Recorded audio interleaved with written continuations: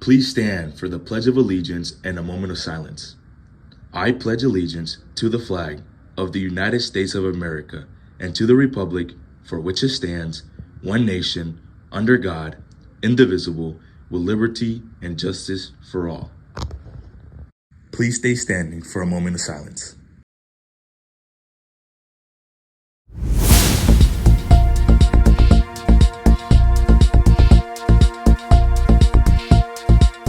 Good morning, MCHS. Today is Tuesday, September 23rd. My name is Aliyah Hatchin, and these are your morning announcements.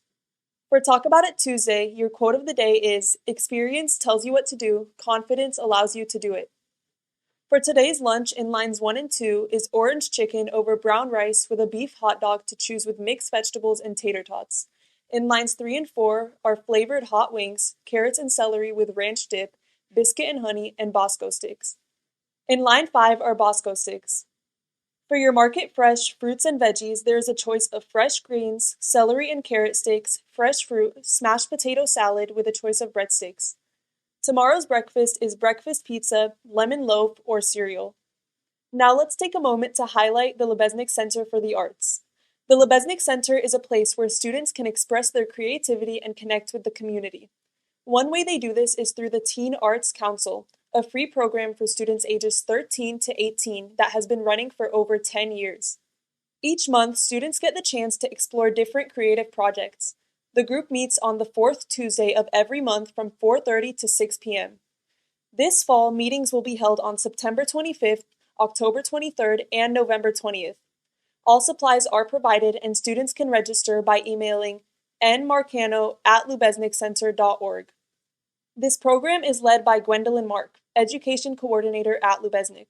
She began as an art instructor in 2021 and stepped into her current role last year. In her position, she organizes classes, develops curriculum for partnerships like Safe Harbor, and collaborates with the community to create meaningful events. Mark says the Teen Arts Council is all about building community, connecting with local artists, learning new techniques, and having a space to freely explore creativity. The first Teen Arts Council meeting of the year kicks off on September 25th. Everyone who attends will receive a free sketchbook and there will be ice cream to enjoy. To sign up, email nmarcano@lubesnickcenter.org. For updates, follow them on Instagram at LCA_TAC or visit lubesnickcenter.org. Now to Anaria Williams interviewing Dr. Murray. Hello, Wolves. My name is Anaria Williams. Today, we're excited to introduce you to someone who plays a huge role in making sure Michigan City High School runs smoothly every single day. Our principal, Dr. Murray. From supporting students and teachers to creating a positive learning environment. Dr. Murray is dedicated to helping all of us succeed. Let's take a moment to get to know him better and hear about his vision for our school. How are you today, Dr. Murray? I'm doing very well. Thank you for having me. Of course. Before we get started, is there anything you want to share with us? Just really excited to be here. I'm excited that we've got MCHS TV up and running, so excited to be part of the program. We're excited to have you. For our first question, how many years have you been here at MCHS? Here at MCHS, this is my second year here at Michigan City High School. What are some positions you held before your current one? So before Michigan City High School, we had spent approximately 8 or 9 years in Dubai. I was a school principal there overseas. Prior to that, I was with Michigan City Area Schools at Barker Middle School for 7 years, 4 of those years being the principal there. Prior to that, I was a dean of students in Hammond for 1 year, and then I started off my educational career as a teacher in Avon in Indianapolis as a health and physical education teacher. What are your motivations beyond your job? Beyond my job. So I think just generally speaking, motivations, as an educator, I think when people are in education, they always want to see children succeed. So I think the motivations are always there to always think outside of the box about different things that we can do to make the experience for students a positive experience and give them all the opportunities that they can have. What are some of your plans for the future? So for Michigan City High School, I think it's establishing a positive climate and a culture here.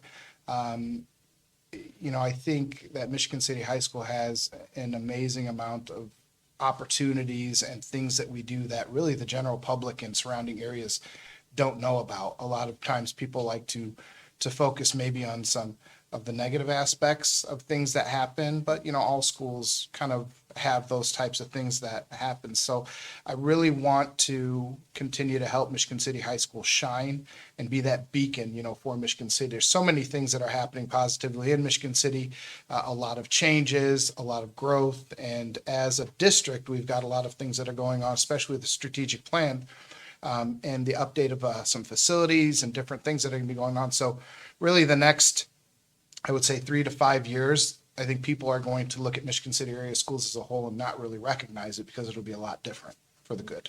Earlier, you mentioned being a principal in Dubai. What are some of the differences and what are some of the similarities? So when we talk about similarities and differences, I always shared with people that school is school. In all the schools I've been at as a principal, I've been a principal for 17 years now. You have just network of teachers, you have students, you have parents and the school community, which are all very similar no matter where you're at around the world. Some of the differences tend to be like the governing bodies. Maybe here in the States or in the state of Indiana, there might be more restrictions when it comes to maybe funding for schools or more restrictions with policies surrounding, whatever it may be, where internationally, maybe you have more funding and more opportunities that you can give. So that tends to be some of the differences. But all in all, I'll go back and say really schools are school. When you're leading a school, you have kind of some of the same things that you're dealing with, whether you're on this side of the pond or on that side of the pond. What exactly does your position entail being a principal? It's a good question. I think being a principal, it's very important to be a leader. It's very important to build those around you, whether it's leaders that are around you, your teachers, students, whomever it may be. It's important to understand what's going on, kind of having a pulse around the whole school. I'm not much of a micromanager. I want people to grow and to become leaders. So to me, it's being able just to lead in a positive way, being very transparent and supportive. What's something you want more students and staff alike to be aware of? I think just being aware of, kind of the world that we live in right now. I think it's disheartening, a lot of things that we see. We can't control a lot of things on the outside, but we can control kind of how we treat each other. I think students, I think just relationships in general. I'll always talk, whether it's to the staff or to the students, about building relationships. I tell students that you should all have somebody that you can go to, that go-to person in a school, whether it's a teacher, whether it's a counselor, whether it's whomever it may be. But every student deserves to have that adult that they can, hopefully relate with, and go to in any type of time of need. And then with teachers, we want those positive relationships to happen within the classroom as well. So students feel comfortable, feel supported, and want to come to school and want to be in a positive environment. And finally, any insight for anyone aspiring to come into your position? I think it's really important for somebody who wants to become a leader in education to have the background. So going through kind of the ranks of it, I think it's important to have been a teacher for many years to understand the dynamics of that, and then some middle leadership positions, whether it's maybe like a department head or somebody that has had some leadership experiences, and then as you work your way through, because it's important to have a full understanding, I think, of school operations. So those that want to aspire to become a school leader, I think should kind of fall in that type of progression.